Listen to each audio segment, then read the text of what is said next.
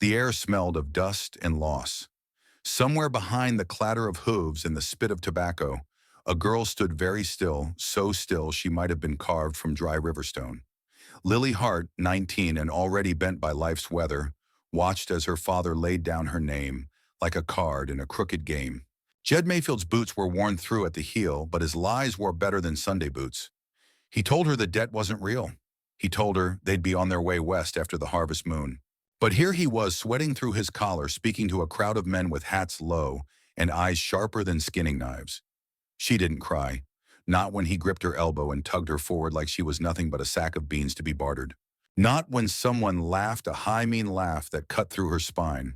She stood in her worn calico dress, arms at her sides, eyes locked on a horizon far beyond this shame-soaked yard. "Good bones," someone muttered. Too thin came another voice like they were picking a mule. Then a man stepped forward. He wasn't the type who belonged there. Not because he was clean or kind, there was nothing soft in his eyes, but because he looked like he hadn't spoken in weeks and preferred it that way. Broad-shouldered, maybe 40, with a sun-leathered face, and hands that looked used to bearing fence posts and dreams. Emmett Cross. He looked at Lily Hart not like a man appraising goods, but like a man searching for something half-remembered. How much, he asked, voice low enough to silence the muttering. Jed leaned forward, eager. "She's young, strong, educated too a bit. Could read a prayer book if you've got one." "Wasn't asking for her resume," Emmett replied. He tossed a coin pouch onto the table. It thudded with the sound of finality. Jed hesitated just long enough to look ashamed, then took it. No words for his daughter. No goodbye. Just the clink of silver exchanged for flesh and future. Lily Hart followed Emmett to his horse without speaking. He didn't look back to see if she was coming. The sun was bruising its way into the earth as they rode, shadows stretching like long regrets across the land. The only sound was the creak of saddle leather and the distant call of something wild. Hours passed. She didn't ask where they were going. He didn't offer. But when they reached the homestead, just a house of wood and weather with a porch swing barely hanging on, he dismounted, nodded at the door. "It's yours." The room to the right. She stepped inside and saw it wasn't prepared for anyone. Dust on the table, a broken lantern, a quilt still folded on the cot, but someone had placed dried flowers in a jar by the window. Faded, brittle, but still standing, like they were waiting. She didn't speak, didn't thank him. She just sat on the cot and watched the sky darken through the window. That night's sleep came slow. Wind knocked gently on the walls, asking to be let in. Lily Hart stared at the ceiling and wondered if she'd been bought by someone worse or better, or just different. She didn't know yet what Emmett Cross wanted from her, and maybe that was the part that frightened her most. In the days that followed, he didn't touch her, didn't ask her to cook or clean or warm his bed. He left early each morning and returned after dusk, boots thick with mud, hat tilted low. The house was quiet but not cruel. She took to fixing small things, oiling hinges, dusting shelves. Not to please him, just to give her hands something to do. The silence between them softened. He'd leave bread out on the table. She'd warm stew on the stove. They passed each other like ghosts sharing the same haunting. Then one afternoon she caught him watching her. Just for a moment. She was stringing beans out by the porch. The sunlight had caught her hair tangled and thick from the wind, and she felt the weight of his eyes. But when she looked up, he was already turning away, heading toward the barn, with a bucket swinging at his side. She felt her chest stir with something unfamiliar. Not fear, not quite safety either. Something in between. One evening after a week, a storm rolled in. Not the kind with thunder, just heavy clouds and a wind that brought secrets. Lily Hart stood on the porch and pulled her shawl tight. The house creaked around her like an old man remembering. Emmett was out back checking the tool shed. She thought to call him in, but her voice wouldn't rise. She turned to go inside and froze. A wagon was coming down the trail. A single horse. Polished wheels. It wasn't a peddler. It wasn't a preacher. When it stopped, the driver stepped down and opened the side door. A woman emerged. Lily Hart's breath caught. She wore a traveling coat too fine for prairie dirt, and her hair was pinned back with the precision of someone used to mirrors. Her boots were spotless. Her face older, yes, but unmistakable. It was her mother, Eleanor Mayfield. Lily Hart stepped back into the shadows, heart thudding like hooves in dry earth. Her mother hadn't written in years. Hadn't come when Jed started drinking or when Lily Hart's fever nearly took her one spring. Hadn't sent word when the bank took their mule or when the roof caved under snow. Now she stood like a ghost made of velvet and perfume, blinking at the house as if it had risen from memory. Emmett came from behind the barn, wiping his hands on a cloth eyes, narrowing at the sight of her. Eleanor's gaze landed on him, then shifted to the porch. Her expression didn't change when she saw Lily Hart. Not guilt, not joy, just calculation. "I've come," she said, her voice like silk through thorns. Lily Hart stepped forward, mouth dry. "Why now?" Eleanor smiled. "Because I heard what he did." Her eyes flicked to Emmett, then back to Lily Hart. "And I'm not letting you stay bought." The wind picked up, then tearing dry leaves from the branches and scattering them like old letters never read. Inside, the fire had gone out, but no one noticed.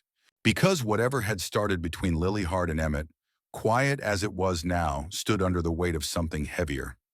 Something Lily Hart didn't yet understand. And as her mother stepped toward the house with eyes too polished and smile too clean, Lily Hart felt something shift in her ribs. This wasn't just about debt. This was about reclaiming something, or erasing it. And Lily Hart didn't yet know which one her mother had come to do. The woman in the fine traveling coat didn't flinch as the wind lifted dust into her skirts. She stood poised beneath the porch, hands clasped at her waist chin high, like she'd come for a funeral and knew exactly whose it would be.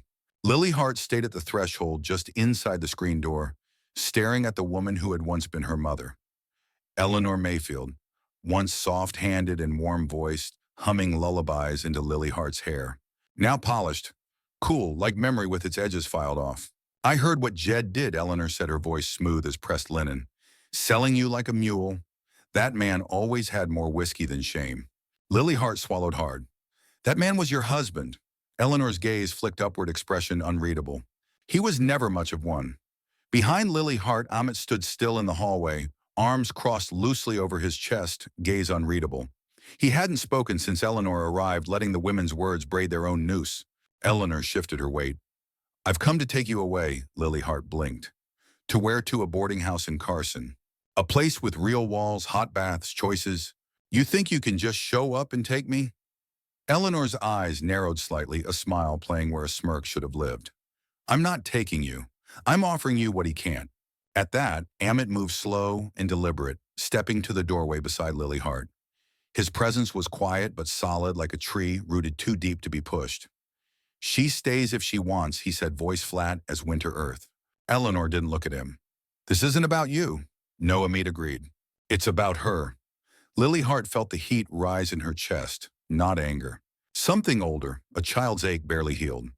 "Why now?" her mother sighed, brushing a speck of dust from her sleeve. "Because I didn't know where you were. Because I thought maybe, just maybe, you'd find a better life than the one I ran from." "You didn't run. You left, same thing." "No," Lily Hart said. "One means coming back." The wind rattled the loose shutter above them, like it too wanted to speak. That night, Eleanor stayed in town, claiming the general store had a back room with a cot and decent coffee. Lily Hart didn't ask her to stay. Amit didn't offer. Over stew, Lily Hart stirred the broth until it went cold. Amit said nothing, just watched her from across the table, hands resting still beside the spoon he hadn't touched. Finally, she broke the silence. "She wants me to go with her." He nodded once as slow. "She says this isn't a real life. That I'm trapped. She's wrong," he said after a pause. "But that don't mean she's lying." Lily Hart looked up. "What do you mean you're not trapped?" Lily Hart. "But only if you know you can leave." The words sat heavy in the room. The next day, Lily Hart met Eleanor outside the boarding room, with hands tucked deep in her pockets. "She treats you like a possession," Eleanor said, stepping off the porch. "Like he bought you fair and square. He didn't buy me, he saved me." Eleanor raised a brow. "Is that what we're calling it?" "You left me with him." "I left because I had no choice." Lily Hart stared at her. "That's the difference between us, Ma. You think choices are made for you. I make mine." For a moment, something cracked in Eleanor's face. Not grief, not shame, something lonelier, something brittle. She reached into her coat and pulled out a soft leather pouch full and tight at the neck. "Gold," she said. "Enough to start again." "With or without me." Lily Hart didn't take it. She turned and walked away. That evening, she found Emmett chopping kindling near the barn. She joined him wordless, picking up the split pieces and stacking them in the crate. After a while, she said she offered me money. He didn't stop swinging the "what did you say" nothing. Good answer. But later, when the moon rose fat and amber over the hills, Lily Hart found the pouch resting on the windowsill in her room, with a note folded beneath it. You are not broken. Don't let him shape you like clay. You're your mother's daughter. The next morning, Lily Hart threw herself into work. She scrubbed floors until her knuckles went raw, milked the cow even though Emmett had already done it, and swept the porch clean 3 times. Anything to push away the crack forming in her center. Emmett didn't stop her, but he watched. That night, Lily Hart finally asked, "Do you think she means it, the gold, the words?" "I think she's trying to fix something," he said. "Doesn't mean she knows how. She says you'll shape me." Emmett shook his head. "I don't want to shape you. Just want you here if you want to be." Silence stretched again, but this one didn't feel heavy. It felt earned. The next day, Lily Hart went to town. Not to see Eleanor, but to think. She sat on the hill behind the chapel, watching the sky wrinkle into rain. When she returned, Eleanor's wagon was gone. But the gold wasn't. And neither was the note. Back at the house, Emmett was mending the coupe. He looked up when she rode in. "She leave?" Lily Hart nodded. "She say goodbye, no." She take the gold. Lily Hart stepped down from the saddle and handed him the pouch. "Use it for seed," she said. "Fix the roof, or get another mule." He held it for a moment, then pressed it back into her hands. "It's not mine." Lily Hart looked at him. Really looked. At the way his eyes crinkled when the wind caught the dust. At the way he smelled like cedar and old smoke and something steadier than the world deserved. "Then what do I do with it?" "That's up to you." Later that night, Lily Hart stood in the field behind the house, under a sky stitched with stars. She thought about her mother riding away toward whatever shadow she called freedom. She thought about the girl she'd been, the one who clung to the edge of beds and prayed for her mother's shadow to fall across the door. She thought about the woman she was now, hands calloused, heart-confused eyes, full of something she hadn't known she'd earned. She walked back to the house and placed the pouch in a drawer. Not to hide it, just to choose it later. The fire crackled soft in the hearth. Emmett sat nearby, thumbing through a worn book. Lily Hart didn't speak. She just picked up the second chair, slid it close, and sat down. He looked at her and smiled, faint and small, like someone watching the edge of winter finally start to thaw. Outside, the wind shifted, carrying the scent of coming rain. Inside, the quiet between them settled into something like peace, or the start of it. And far down the road, a wagon creaked toward a place neither of them would ever see, but it would no longer carry Lily Hart's past with it. Only her mother's. The mornings came soft now, like a hand smoothing over rumpled fabric. Lily Hart rose before the sun most days, not from duty but rhythm, the way birds woke without needing to be told. She moved through the house barefoot, careful not to wake Emmett, who often slept sitting up by the fire, a book slipping from his fingers, the edges brown from years and heat. She had taken to baking. Her first loaves were heavy things, half-burned and lopsided. Emmett ate them anyway, no complaints, just quiet chewing, and a small nod at the end, like it was a sermon well heard. By the third week, her bread rose proud and golden. She set it on the windowsill each morning and left a slice by his plate with a smear of honey. He never said thank you, but he never missed a bite. Outside, winter whispered at the edges of the land. Frost clung to fence posts like stubborn memory. Lily Hart gathered firewood with numb fingers, her breath fogging in the morning light. She no longer asked what needed doing. She simply did. The chickens had started trusting her. The soil, frozen and reluctant, had not. That would come in spring. There was a spring. One morning, she caught Emmett repairing the latch on the barn door. He knelt in the cold hand, steady breath rising slow. "You need help?" she asked, not out of obligation, but because the words felt like an offering. He looked up, surprised but not startled. Always room for another pair of hands. So she knelt beside him, holding boards in place while he hammered. His hands brushed hers once. Neither of them moved. That night, they shared supper by lantern glow. Lily Hart asked him about his late wife for the first time. He didn't flinch, didn't turn bitter or closed. She liked songs, he said after a long pause. Sang to the wheat when it was high. Thought it'd grow taller if it heard kindness. Lily Hart smiled faint. Did it? No. But I think she did. They sat quiet after that, the fire crackling like old memories breaking apart. Days passed in layers. Lily Hart began humming when she worked. The song was simple, a lullaby her mother used to sing before she stopped being a mother. Emmett listened from the porch, sometimes eyes closed like he could see a different path through the tune. One afternoon, a stranger rode up the road. Dusty coat, hard jaw, the kind of man who looked like he only came bearing bad news or bad intentions. Emmett met him at the gate, hand on his sidearm but not drawing. Lily Hart watched from the window, heart tapping a warning. The man handed Emmett a letter, said something too quiet to hear, then turned and rode off without looking back. Emmett opened the letter at the table. His brows furrowed. His shoulders dropped. Lily Hart waited. He slid the letter across the table to her. She read it, slow breath catching halfway through. Eleanor Mayfield is dying. Gallbladder turned against her. No kin to claim her. She asked for Lily Hart. There was no pleading in the words. Just a simple final fact. Lily Hart folded the letter carefully. She wants me to come. She's asking, Emmett said. I don't know if I want to. You don't know her anything, he said, then paused. But that doesn't mean you won't feel it anyway. That night she didn't sleep. She sat on the porch under a blanket watching the stars bleed through the clouds. When dawn came, she had her decision. I'll go, she said at breakfast. Emmett didn't argue. I'll hitch the wagon. She touched his arm.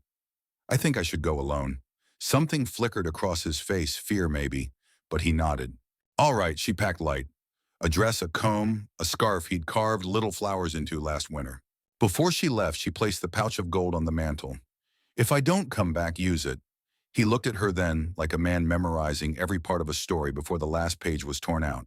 She rode out under a low gray sky, clouds thick like they knew what was coming. Eleanor's cabin was farther than she remembered, up near the tree line where pine gave way to mountain. The road turned mean, then narrow, then barely there. When Lily Hart arrived, snow had begun to fall. The door creaked open before she knocked. A nurse young, tired, the kind that had seen too many endings, nodded her inside. Eleanor lay in bed, smaller than memory. Her face was pale, lips, chapped hair, loose around her shoulders, like white smoke. You came, she whispered. I did. They didn't embrace. They never had been good at that. I thought I'd go without seeing you again, Eleanor said, voice rasping like dry leaves. I thought you might too, Lily Hart replied. The nurse brought broth. Lily Hart fed her, slowly wiping her mouth when it dribbled. Eleanor tried to joke. You always were the careful one. Lily Hart didn't laugh. You didn't give me much choice. That night they spoke like women who used to know each other. Eleanor admitted she'd married again. Briefly. A man who ran cargo up the river. He died in a bar fight. He liked fire too much, she said, and I liked being warm. Lily Hart told her about the chickens, the bread, the way Emmett never said much, but always listened. He sounds decent, Eleanor said. You deserve that. Lily Hart tilted her head. You could have said that years ago. I didn't know how to mean it until now. Silence followed, thick and forgiving. On the second night, Eleanor asked for music. I can't sing, Lily Hart said. You used to, Eleanor murmured, eyes fluttering shut. When you thought I was sleeping. Lily Hart hummed soft and shaky. The melody wavered but didn't break. Eleanor passed before dawn, no gasping. No thunder, just a slow fading like dusk in reverse. Lily Hart sat beside her until the sun cracked the horizon, then folded her hands over her chest and whispered, a thank you she wasn't sure she meant. She rode home in snow that came fast and heavy. By the time she reached the farm, she was shivering, soaked through. Emmett came running from the barn coat, flying eyes wide. I'm fine, she said, voice hoarse. He didn't speak, just took her hands, rough and red from cold, and pressed them between his own. She didn't cry. Not then. Not when he led her inside and wrapped her in wool. Not when he built the fire higher and spooned stew into a bowl with more care than most men gave to prayers. She cried later, in his arms, in the dark, quiet tears that soaked into his shirt and didn't need explaining. He didn't ask what Eleanor said. He didn't need to. They sat in silence side by side on the hearth, like two parts of the same story, finally finding the next page. The gold stayed on the mantel untouched. Outside the storm passed. Inside something else began. And though neither of them said it, they both knew some kindness only grows in the quiet. The first hint of spring came not with flowers, but with the sound of the creek breaking its ice. Lily Hart stood at the edge of the water one morning, skirts muddy from the thaw, listening to the soft crackle of freedom. The land, like her, was learning to breathe again. She'd returned from the mountain weeks ago, but something had stayed behind. Not grief, she'd grieved Eleanor long ago, but the ache of untied knots. Her mother's face in death had been peaceful, but the peace hadn't passed on. It had lingered unfinished, asking something of her Lily Hart hadn't yet given. Emmett didn't push. He moved through the days with the same quiet steadiness she'd come to understand as love. The kind that didn't speak often but showed up in warm bread, in the mended seam of her sleeve, in the extra blanket folded at the end of her bed, even when nights warmed. But even kindness needed shape. And Lily Hart had begun to wonder what she wanted to become now that she wasn't someone's possession, someone's abandoned child, someone's silence. One afternoon as they worked side by side in the field, her laying seed him adjusting the furrows, she asked, not looking at him, "Do you think I belong here?" He didn't answer right away, wiped sweat from his brow with a faded kerchief, and glanced toward the hills where the wind carried the smell of pine. "I think belonging is something we build," he said, "not something we find." She looked at the rows of soil, her fingers raw from the rake, and wondered if roots could grow in someone like her. Someone once traded, then left, then rebuilt from splinters. That night she didn't sleep. She sat in the rocker outside watching the moon rise like a ghost forgiven. Her hand rested on the gold pouch still sitting untouched in the drawer. It weighed less now, or maybe she had grown heavier. She rose at dawn, packed a satchel with only what she needed, and left a note on the table. "Gone to find what I'm meant to build. Back soon if I'm wise enough to know when." She didn't ride far, just to the edge of town, to the schoolhouse with the shuttered windows and cracked bell. The town had talked for years of reopening it, but no one stayed long enough to teach. Lily Hart walked through the broken door dust, rising around her like memories disturbed. The desks were small, some carved with old initials. The blackboard still held a half-erased lesson in faded chalk. She stood there for a long time. When the mayor came by, old Mr. Redfield, half blind but twice as shrewd.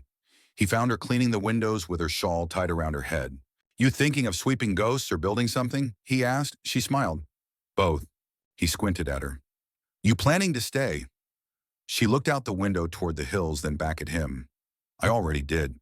By week's end, she'd fixed the windows, scrubbed the floor, and found old primers in the church basement. She wrote to families in the valley, said she'd teach reading sums history if they'd trust her with their children. Most sent letters back with hesitations. A few didn't reply, but 5 children arrived on Monday, faces shy, hands, clean eyes wide. She taught from sunup to noon, and then again by lamplight for the older ones, who worked farms by day. At night, she returned to the homestead exhausted but full. Emmett never asked where she went that first morning, but when she came home that first evening covered in chalk and sweat, he met her with warm cider and one question. "Is it what you want?" She nodded, barely able to speak. He kissed her then, gently, like punctuation at the end of a long, unfinished sentence. Days turned and the town shifted. People spoke her name now with respect, not curiosity. Children whispered of Miss Lily Hart's stories and how she made math feel like magic. Mothers brought her pies. Fathers tipped their hats. But not all things go unnoticed in quiet places. One evening, as she closed up the schoolhouse, a man waited outside. Not from town. A stranger. Coat too clean, eyes too calm. "You're Lily Hart?" he asked. She stiffened. "Who's asking?" He held up a folded document. "Executor of Eleanor Mayfield's estate. She left a letter, for you." She didn't take it right away. "Just stared, her estate?" Lily Hart asked. "She had nothing." The man tilted his head. "Apparently she had something hidden. Property west of Carson. Under another name. She left it in your name, along with a letter." He handed over the envelope and tipped his hat. "Good evening, ma'am." She waited until he was gone to open it. Inside was handwriting she hadn't seen in years, still graceful, still slanted. "Lily Hart, if you're reading this, I am gone. I don't expect forgiveness. I don't deserve it, but I did keep one promise, just one. I saved something. Not because I thought I'd need it, but because I knew you might. A place to make your own choices. I didn't give you many, but I leave this one with all the hope I never had the courage to show. Your mother." The deed was real, a house small but livable, land untamed. All hers. That night, Lily Hart sat at the hearth, letter in her lap, staring at the flames. "You gonna go?" Emmett asked softly, not pressing. She looked up. "I thought I might. For a little while. Fix it up. Maybe sell it. Maybe keep it." He nodded. "Need help?" Her throat tightened.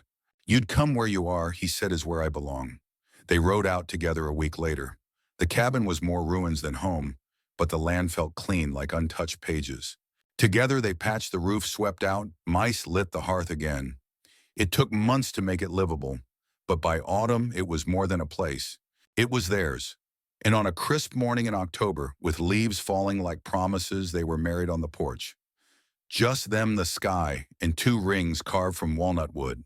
There was no preacher, just words spoken slow and true, vows whispered like secrets, and a kiss that tasted like everything she'd never thought she'd have. Lily Hart became more than a settler's daughter, more than a gambler's traded debt. She became a teacher, a builder, a woman who chose herself, then chose someone kind. Sometimes at night, Emmett would find her on the porch, rocking gently, eyes on the stars. "You ever think of leaving again?" he once asked. She smiled, "Only to remember why I stayed." And sometimes when the wind was just right, she swore she could hear her mother's voice, not singing, but silent, finally at peace. The town came to call her Miss Lily Hart, even after she married. She never corrected them. There was power in the name and the journey it carried. She'd built a life not from gold or inheritance, but from choice. And choice, she'd learned, was worth more than anything someone could leave you in a will. So if you're out there feeling like the world carved your future without asking, remember this: you are not the girl they bartered. You are the woman you choose to become. Choose well, choose slow, and choose yourself, even if it takes everything to do it.